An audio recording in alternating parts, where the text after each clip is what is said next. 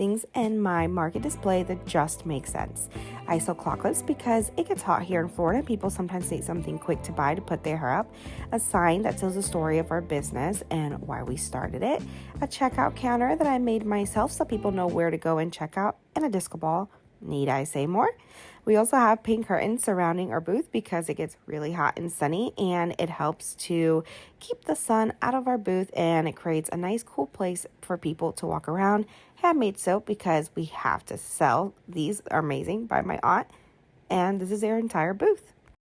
I can't believe I'm finally building my very first retail display for my small business. I started off by designing my sign on my laptop using the frame tools to get the look that I wanted. I made sure the background was transparent so it would cut perfectly in my machine. I uploaded it into my cutting machine's design space, which in my case is Silhouette Studio. And here it comes. I really loved how it turned out. I then heat laminated the sign so it's protected and lasts longer. I had to move to my kitchen table because working from my small apartment means I have a very limited space. It was now time for my cutting machine to do its thing, and my next mission was figuring out how to attach the sign to the actual display. I bought these mini sign holders, hoping they'd do the trick. I attached them, peeled off the adhesive tape, and voila! It came out just as I envisioned, and I'm pretty happy about it. Then I made my backing cards, printed them, and cut them out with this fancy tool so they're perfectly straight, and then it was time to fill the display. I made a list of my best sellers so I wouldn't forget anything. We're going to say goodbye to these guys, and I stuffed each little cellophane bag and tucked my keychains inside. I also grabbed these hang tags so everything can hang nicely on the peg hooks. And there she is in all her glory. All the supplies I used are linked in my Amazon storefront. The link is in my bio, and if you want more videos like this, be sure to comment and share so I stay motivated to make more. Okay, so this is for all my small business owners who set up at like markets and stuff like that. So I found this rack at Hobby Lobby, and it was in the kitchen section. So it's for your dishes, I'm pretty sure. I don't know. But I was like, oh, I can use that to like display stuff or whatever, right? Okay, so this is what it looks like holding my journals or notebooks or whatever you want to call them. And I have one in each, but I can fit two in one. So this is what it looks like. And it was 50% off with their table decor, so it's not in their spring stuff at all. So this was only $9. If you have been wanting to start vending but don't know where to get some good displays for your merchandise, then keep watching. I got these wooden displays on Temu. They were very inexpensive. This cute whiteboard I got from Five Below. Most of my collapsible crates are from either Target, Five Below, and Temu. The sticker sheet displays are from Amazon and Daiso. And this sticker rack was from Amazon. You just need to search nail polish rack and you'll be able to find it. So this is how I made my sticker display board for my last market. I saw this idea by Smile Cult. I'll tag them below. They basically took this art easel and repurposed it. And I thought that was awesome because I had this easel lying around and I had a lot of paint. So I was like, yes, let me take it, let me prime it, and let me start painting. So I mixed together this pink color, which really matched my branding pretty well. And I primed first and then painted several layers on both the front and the back. I knew the back would be open and seen, so I wanted to paint the back as well as the front. And then I got these business card holders. They're plastic, and I measured them out and evenly distributed them across the board. And I used a ruler and I used some tape to hold them into place. And then I got some E6000 glue and affixed them to the board. And this is how it all looked when the glue was dry. And this is it at the market. I was able to display all of my stickers and then double up on some sticker designs as well, the more popular ones I decided to double up on. And it was so cool. I loved the way it facilitated the flow of traffic in my booth because people would enter through the end where you see I placed the sticker board and kind of like loop around and find their way over to me. I made over $15,000 at markets in the month of July. So here are 4 tips to help you make more money at your next show. The one thing that I did that made major improvements in my sales was adding signage. And I'm not talking about your pricing, which is also important. I'm talking about adding your branding and also trying to find a way to tell your customers what you sell. I did that by doing the long banner at the top here that says I sell snarky stationery and my hanging tent sign that tells the different descriptors of my work. Tip number 2, you know it, you love it, and you also might hate it, the Z fucking layout. Not only have I been able to show a lot more products with this layout, but it also gives customers a way to look at your products without entering your tent. Because some people get nervous about doing that because they feel they might be expected to purchase something. something. And once they feel comfortable looking at things outside your tent, most of the time they go inside of it too. Tip number 3, use vertical space. The amount of times I see people who just lay things flat on their table is not good. It doesn't create any interest and it doesn't put things at eye height. So use as many vertical displays as you possibly can. And here's a bonus tip. If you do have to lay things flat, like how I do with my stickers, put your tables on bed risers so at least it lifts it up closer to your customer's eye level and they don't have to uncomfortably bend over to look at your stuff. And also, the more vertical space you use, the more products you could display. And the last tip that I highly suggest is doing market deals or bundles, whatever you want to call it. For example, what I do is if you buy 5 stickers or 5 greeting cards, you get the 6th one for free. Or if you buy 2 prints, the 3rd one is half off. That entices people to buy more products. And my AOV is always much higher because of it. Let me know if you want any more market tips. Okay, bye!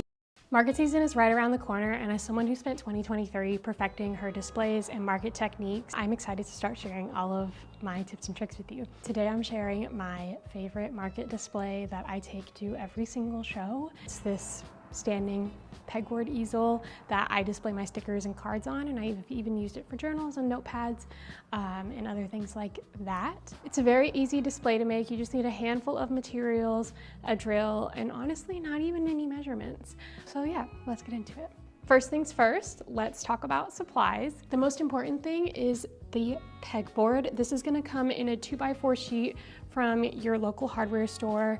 Some stores have it in white, and then other stores are gonna have it in a dark brown hardboard color. My preference is the white pegboard if you can find it. I know Home Depot has it. Lowe's tends to just have the brown color. If you can only find the brown, that's totally fine. You can just paint it white or whatever color you want. I like to do white because my stickers are very colorful and this is just a nice neutral background. Next up, you're gonna need wood.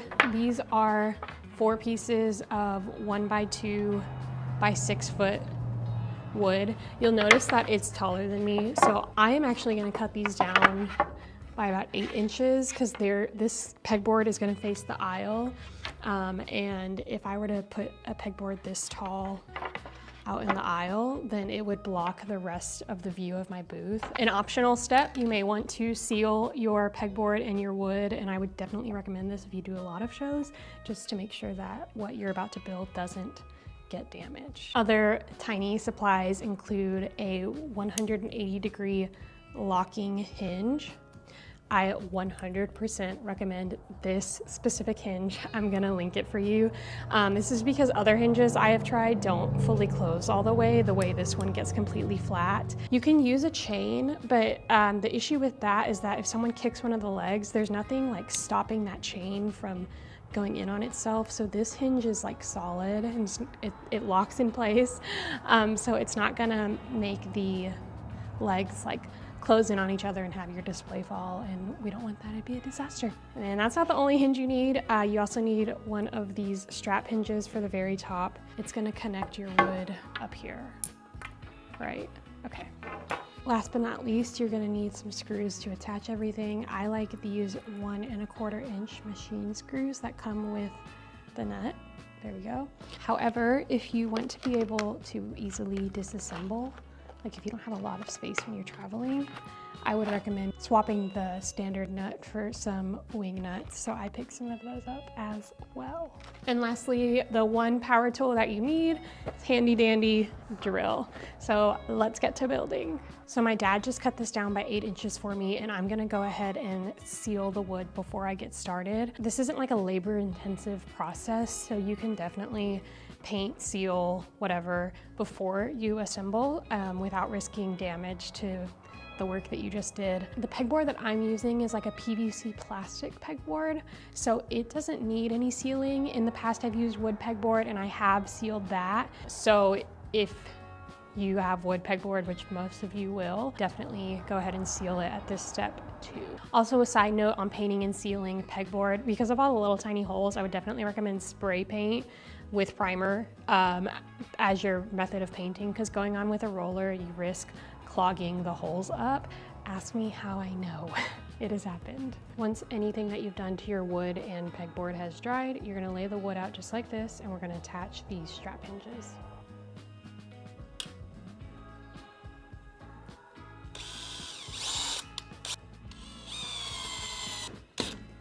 So once you're done with that step, you're gonna have two pieces that look like this. This is gonna form your easel legs. Now we're gonna go straight back to the floor with these, but we want them to be laying down the opposite direction, so with the hinge facing the ground. And then you're gonna wanna spread them out by about 2 feet. Go. Now we're gonna grab our first pegboard and we're just gonna position it on these legs that we just made. So they're lined up over here. This, and we're just gonna scoot this. Now the most important part is to make sure the top of your pegboard is lined up with where the wood ends over here, and I'll show you. So you just want it to line up like that. It would be awkward to have this like excess hanging off at the top. Now we need to drill through this wood in order to attach the pegboard, but remember the hinge ends about right here. So we're gonna take the drill bit and drill through the wood right here where this 4th hole is, and then the bottom one down there. So I'm drilling with a 1/4 inch drill bit, and then instead of making pencil marks and drilling, I like to start it by placing my drill bit in the hole and then starting it. And then just using those marks that are then there to drill through the rest of the way.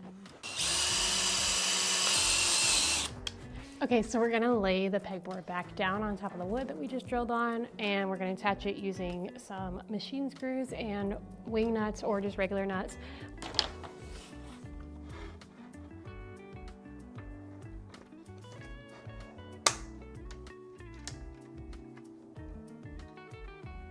So now we have this. This is gonna be the front side. We're gonna do all those same steps on the back with one key difference.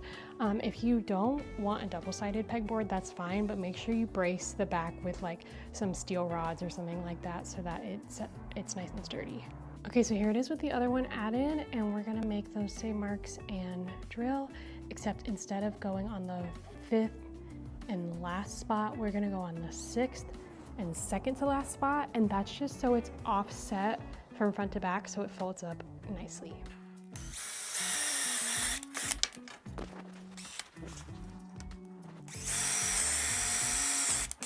I was kind of struggling to get the wing nuts on after having the pegboard on, so I'm gonna try something different and lay the pegboard flat on the ground and then lower these on to the pegboard and then screw the wing nuts on that way. We'll see what works better.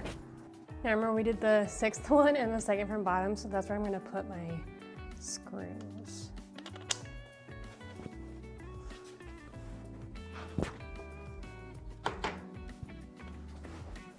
So doing it this way was a lot easier. I guess it's just your preference. If you have someone helping you, both ways are probably fine. It's just the first way was like really fumbly and I almost hurt my hand. So pick your poison.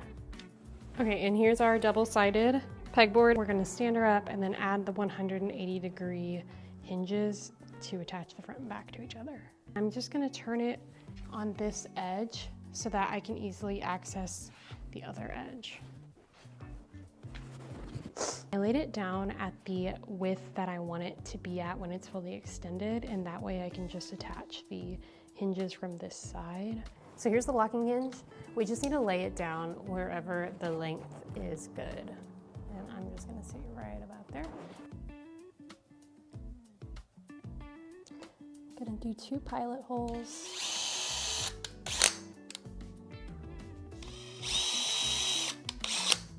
And then screw these into place.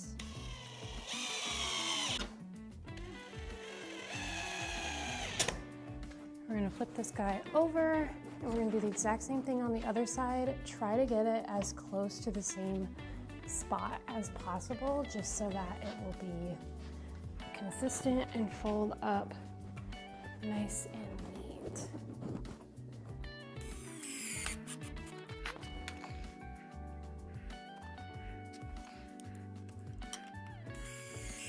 So here she is, folded nice and flat. Not really sure why this is sticking out, but it is what it is. And then we're gonna just push these down. Put her all the way back here so you can see her. And there she is. Easy peasy lemon squeezy, and now it's ready for traditional pegboard parts, or I have some custom market pieces available in my shop soon, or they might already be there by the time you're seeing this. I'll link them if that's the case. But I hope this was helpful, and good luck with making your own pegboard.